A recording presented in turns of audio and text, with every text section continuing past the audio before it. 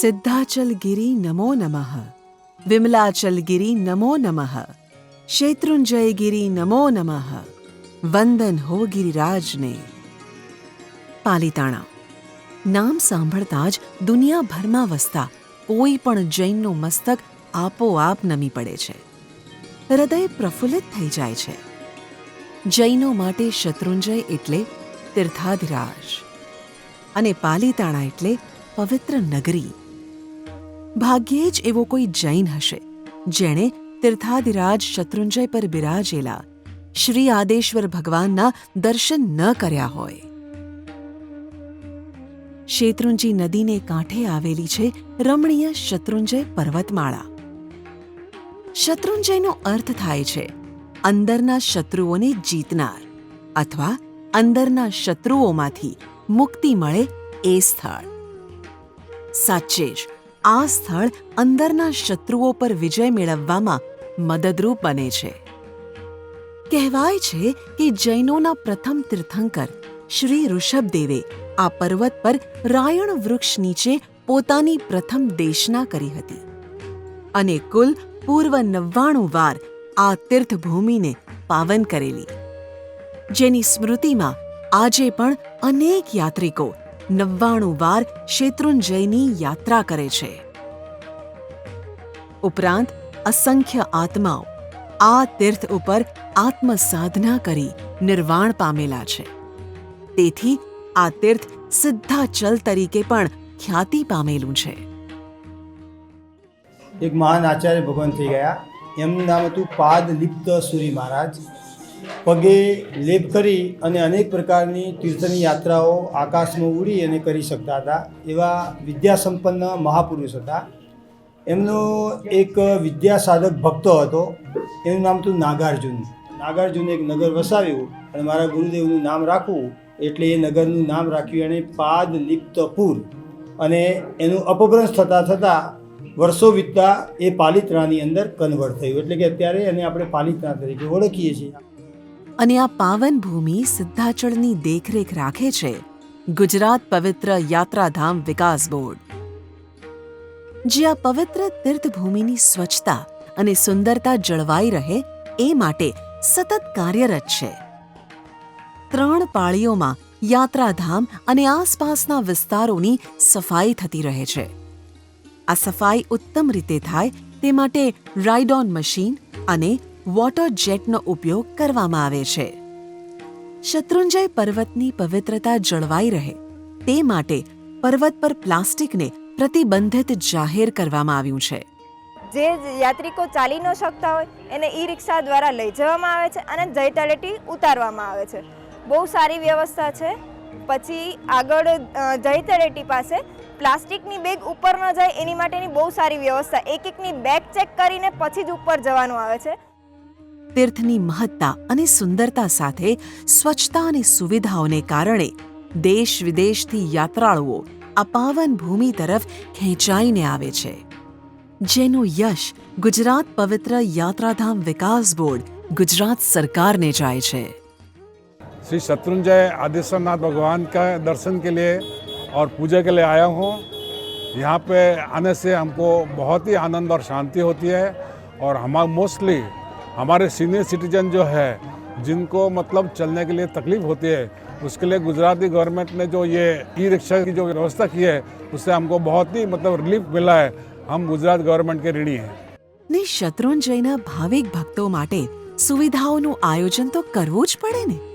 વૃદ્ધ અને અશક્ત યાત્રિકો માટે પવિત્ર યાત્રાધામ વિકાસ બોર્ડ દ્વારા 6 ઈ રિક્ષાની સુવિધા રાખવામાં આવી છે, જે યાત્રિકોને ધર્મશાળા અને ભાતાગૃહથી તળેટી સુધી લઈ જવામાં મદદરૂપ બને છે. છેલ્લા 20 સાલથી આવું છું. યાર બહુ આનંદ લાગે છે, શાંતિ લાગે છે. ગવર્મેન્ટને આજે ચાલુ કરી ઈ રિક્ષા છે આ માટે આ મારા બાપુજીને પારની તકલીફ છે એ બહુ આનંદ થયો. મને આ વ્યવસ્થા કીધી છે ગુજરાત ગવર્મેન્ટે. આ દિવ્યાંગ માટે બહુ સારી વ્યવસ્થા છે. અને બાકી આ સફાઈ બહુ સારી છે. દેરાસરમાં ફર્સ્ટ ક્લાસ સફાઈ છે એકદમ. અંદાજે 2000 ફૂટ ઊંચાઈએ આવેલા શત્રુંજય પર્વત ઉપર 100 જેટલા સુંદર સંગેમરમરના જૈન દેરાસરો છે અને 800 જેટલી દેરીઓ છે. સૌંદર્ય, કલા અને પવિત્રતાના ત્રિવેણી સંગમ સમો શત્રુંજય પર્વત અને તેના જૈન મંદિરોનો અદ્ભુત સમૂહ માનવ જાતને માટે અલૌકિક ભેટ છે. કેવળ ભારત જ નહીં, સમગ્ર વિશ્વમાં આ સૌથી વધારે મંદિરો ધરાવતો પર્વત છે, જેના સૌથી ઉપર આવેલા મુખ્ય મંદિર સુધી પહોંચવા 3500 પગથિયાનું નિર્માણ કરવામાં આવ્યું છે. પર્વત પરના મંદિરોનો અનોખો ઇતિહાસ છે. કહેવાય છે અગાઉ મુખ્ય મંદિર લાકડાનું હતું, જેને પાષાણનું બનાવી વિક્રમ સંવત 13મી સદીમાં કલિકાલ સર્વજ્ઞ હેમચંદ્રાચાર્ય દ્વારા મૂળનાયક એટલે કે મુખ્ય મૂર્તિની પ્રતિષ્ઠા કરવામાં આવેલી. કહેવાય છે કે કુલ 16 વાર પાલીતાણાના મંદિરોનો જીર્ણોદ્ધાર કરવામાં આવ્યો છે. મુસ્લિમ આક્રમણકારો દ્વારા થયેલા હુમલા બાદ વિક્રમ સંવત 1587માં તીર્થનો 16મી અને અંતિમ વાર જીર્ણોદ્ધાર કરવામાં આવ્યો. આજે આ શત્રુંજય અનેક તડકી છાંયડીઓ જોયા પછી પણ અડીખમ છે. સદીઓથી પ્રજ્વલિત જૈન ભક્તોની શ્રદ્ધાના શિખર સમો સર્વજીવોનું કલ્યાણ ઈચ્છતી જૈન ધર્મની મંગલ ભાવનાનું મૂર્તિમંત રૂપ એટલે શત્રુંજય ગિરિરાજ. એક જૈન શ્રાવક માટે શત્રુંજયની પાવન યાત્રા તળેટીથી શરૂ થઈ જાય છે. પર્વતની તળેટી, જેને જય તળેટી પણ કહેવામાં આવે છે, ત્યાં જૈનોના પ્રથમ તીર્થંકર શ્રી આદિનાથ, કે જેમને શ્રી ઋષભદેવ પણ કહેવામાં આવે છે, તેમની અને અન્ય 10 ચરણ પાદુકા બિરાજમાન છે. કહેવાય છે કે તળેટીની ધૂળ માથે ચડાવવાથી ગિરિરાજની યાત્રા નિર્વિઘ્ને પૂર્ણ થાય છે. અહીંયાથી જે ચડીએ ને એકદમ આમ આનંદ ને બહુ જ એમ શાંતિ એકદમ લાગે. રાત્રે અમે સૂઈએ ત્યાર સુધી એમ થાક લાગ્યો હોય કે કાલે સવારે કેવું થશે, નહીં થાય યાત્રા, પણ સવારે પાછા ફ્રેશ થઈ જઈએ. અને જેવા તળેટી આવીને દર્શન કરીએ ને એટલે એકદમ બધો થાક ઉતરી જાય અને એકદમ આપણા પગ દોડવા લાગે. અને ધીરે ધીરે કરતાં ઉપર પહોંચીએ, દાદાના દર્શન કરીએ એટલે તો એટલી બધી શાંતિ લાગે. અને આપણે મનની કંઈ પણ વાત કરીએ ને દાદા સાથે, દાદા આપણી સાથે વાત કરતા હોય એવું લાગે. ને થોડે જ આગળ ચડતા આવે છે બાબુના દેરા, જેની સમગ્ર રચના અને તેમાં આવેલી પ્રતિમાઓ મૂળ મંદિર જેવી જ છે. ડુંગર ઉપર ચડવા માટે અક્ષમ લોકો આ મંદિરમાં શ્રી આદેશ્વર ભગવાનના દર્શન કરી યાત્રા કર્યાનો સંતોષ માને છે. બાબુના દેરાની બાજુમાં જ આવેલું છે સમવસરણનું મંદિર. જૈન દંતકથા પ્રમાણે સમવસરણ એક પ્રકારનો મંડપ હોય છે, જેની નીચે બેસીને તીર્થંકરો ધાર્મિક ઉપદેશ કરે છે. આ ઉપદેશ સમવસરણમાં બેઠેલા સાધુઓ, શ્રાવકો, પશુ પક્ષીઓ પોતાની ભાષામાં ગ્રહણ કરે છે. રસ્તામાં અનેક સ્થાનકો આવે છે, જેમાં હિંગળાજ માતાનો હડો, રામ ભરતની દેરી, નામી વિનામીની દેરી, દ્રવિડ વારીખીલની દેરી વગેરેનો સમાવેશ થાય છે. એક એક પગથિયાં ચડતા ઉતરતા યાત્રિકોનો ઉત્સાહ, એમના ચહેરા પરનો શ્રદ્ધાનો ભાવ જોવા જેવા હોય છે. અનેક યાત્રિકો અહીં 2-2.5 મહિના રોકાણ કરી 99 યાત્રા કરે છે, જેને માટે દિવસમાં 2-3 વાર તેઓ આ પર્વત ચડે છે. ખરેખર આ દાદાના અનંત અનંત ઉપકાર છે. એના માટે જ એમની પરમ કરુણા છે. એના માટે જ દર વર્ષે હું 99 કરવા આવું છું. અમારું 36મું 99 છે. આજે 54 યાત્રા પૂરી થઈ છે અને 27 વાર પૂજા થઈ છે. આ ખરેખર ગિરિરાજનો પ્રભાવ છે, આદિનાથ ભગવાનનો પ્રભાવ છે. યાત્રા દરમિયાન કશો પણ ખોરાક ન લેતા, અરે પાણી સુદ્ધા ન લેતા આ યાત્રિકોના શ્રદ્ધા સમર્પણ જોઈને નતમસ્તક થઈ જવાય છે. હૃદય ગદગદ થઈ જાય છે.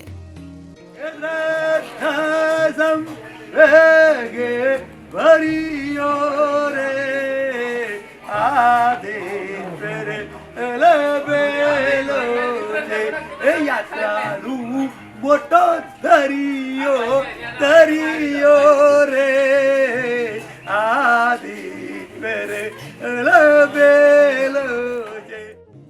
મંદિર સુધી પહોંચવામાં રસ્તામાં નવટુંક આવે છે. ટૂંક એટલે દેરાસરોનો સમૂહ. ઈસવીસન 18મી અને 19મી સદીમાં વિવિધ શ્રેષ્ઠીઓ દ્વારા બનાવવામાં આવેલી આ નવટુંક મનોહર છે, જ્યાં દર્શન અને સેવા પૂજા કરવાનું અનેરું મહત્વ છે. છેવટે આવે છે એ ધન્ય પળ, જ્યાં આંખ સામે પ્રત્યક્ષ થાય છે મુખ્ય મંદિર. મુખ્ય મંદિર જવાનો રસ્તો રામપોળ અને હાથીપોળમાંથી પસાર થાય છે.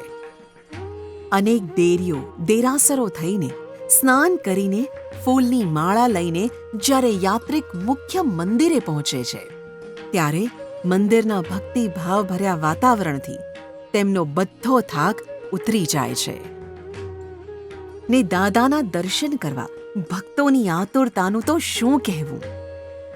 દાદાની કેસર પૂજા કરવા માટે ભક્તો લાંબી હરોળ બનાવે છે ને એકવાર દર્શન કર્યા પછી પણ ત્યાંથી ખસવાનું નામ લેતા જ નથી.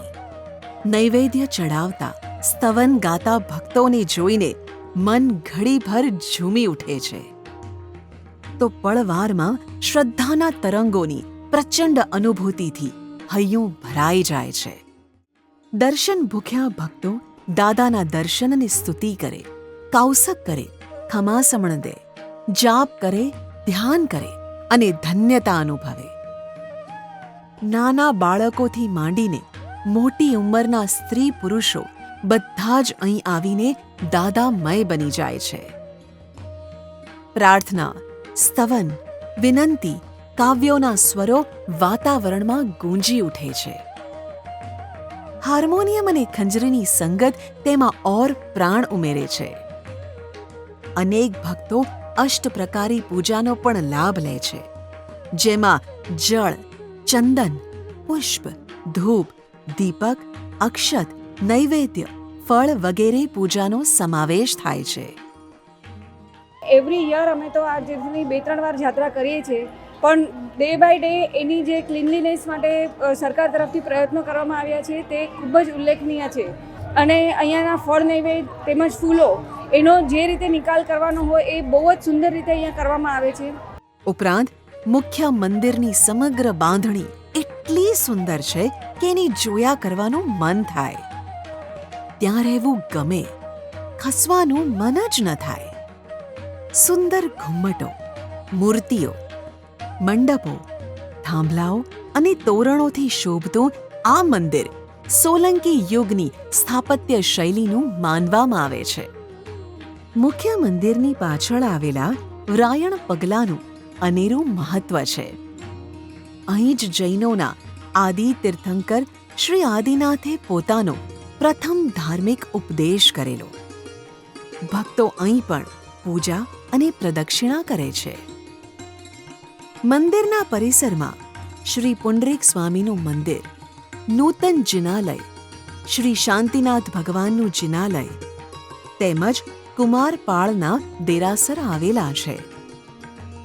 અને મુખ્ય મંદિરથી થોડે દૂર આવેલી પાપ પુણ્યની બારી પણ બહુ રસપ્રદ છે.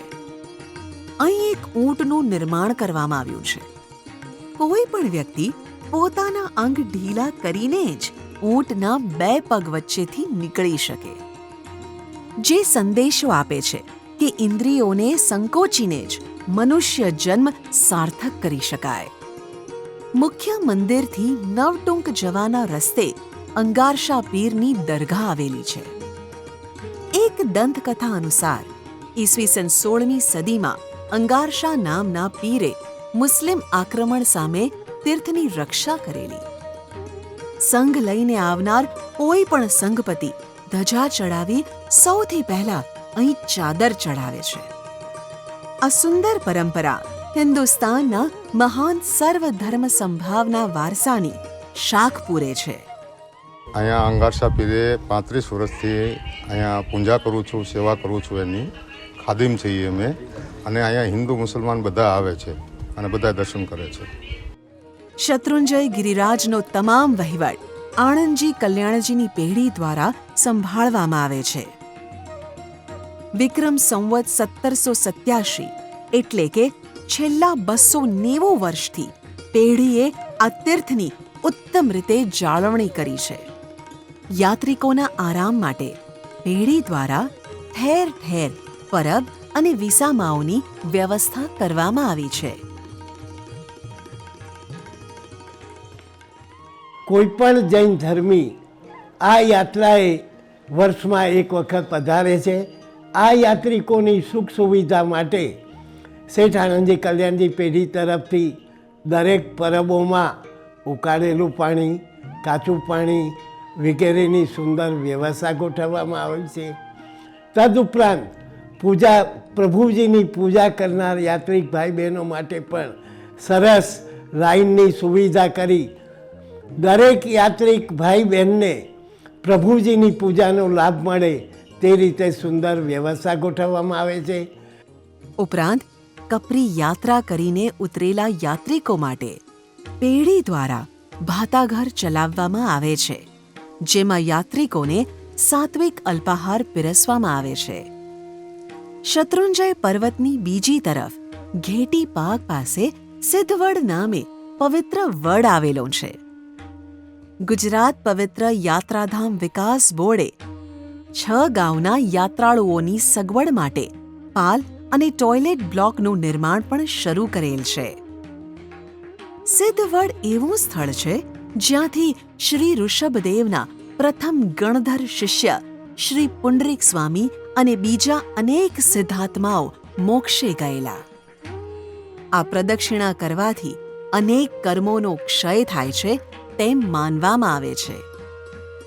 પાલીતાણા ખાતે આચાર્ય શ્રી વિશાલસેન સુરી મહારાજ સાહેબની પ્રેરણાથી બનાવવામાં આવેલું વિશાલ જૈન મ્યુઝિયમ પણ છે.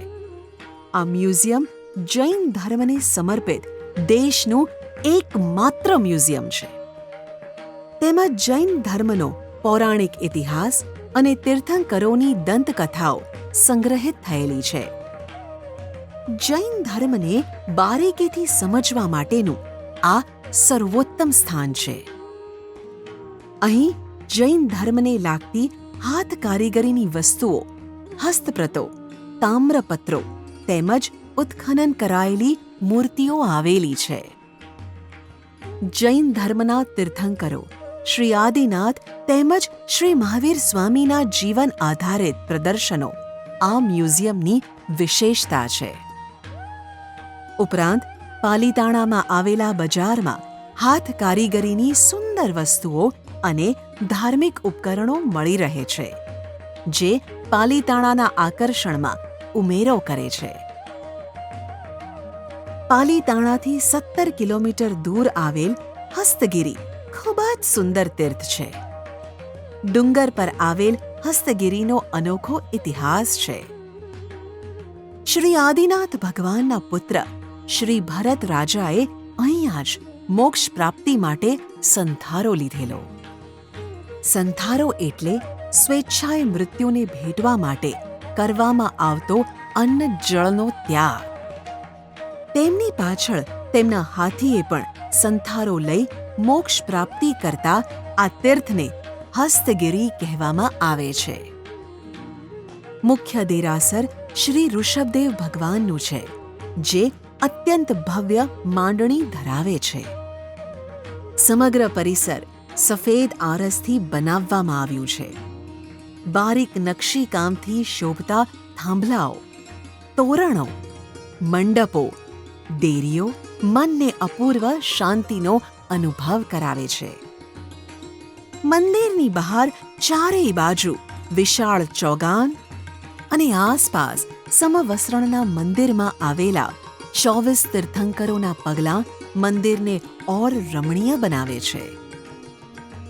જૈન ગ્રંથો અનુસાર શત્રુંજય શાશ્વત તીર્થ છે.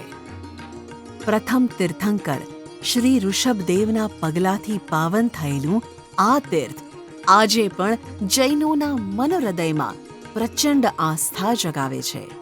ગુજરાત પવિત્ર યાત્રાધામ વિકાસ બોર્ડ અથાગ પ્રયત્નોથી આ તીર્થને સ્વચ્છ અને રમણીય રાખવા સતત કાર્યરત રહે છે.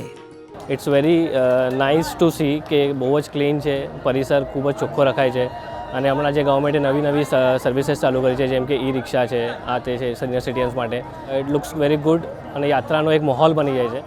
શત્રુંજયની આટલી સુંદર યાત્રા કર્યા પછી આટલું જ કહેવાનું રહે છે. શ્રી સિદ્ધાચલ ગિરી નમો નમઃ, વિમલાચલ ગિરી નમો નમઃ, શત્રુંજય ગિરી નમો નમઃ, વંદન હો ગિરિરાજને. ને આજે 2021-22ના વર્ષમાં જ્યારે આઝાદીનો અમૃત મહોત્સવ યોજાઈ રહ્યો છે, એ નિમિત્તે ગુજરાત પવિત્ર યાત્રાધામ વિકાસ બોર્ડ દ્વારા પાલીતાણામાં શેરી નાટકનું આયોજન કરવામાં આવ્યું હતું. પ્રેક્ષકોને સ્વચ્છતા અને રસીકરણનો સંદેશો મનોરંજક રીતે મળી રહે એ રીતે આ નાટકની ભજવણી કરવામાં આવી હતી. અને નાટકના અંતે પ્રેક્ષકો પાસે પાલીતાણા નગરી શત્રુંજય પર્વત સ્વચ્છ રાખવા માટે તેમજ ગુજરાત સરકાર દ્વારા ચલાવવામાં આવતા કોરોના સામેના રસીકરણ અભિયાનમાં ભાગ લઈ રસીના બંને ડોઝ લેવા માટે શપથ લેવડાવવામાં આવ્યા હતા. સ્વચ્છતાના સંકલ્પ સાથે એક ભારત શ્રેષ્ઠ ભારતના સંકલ્પ સાથે આઝાદીનો અમૃત મહોત્સવ ઉજવીશું.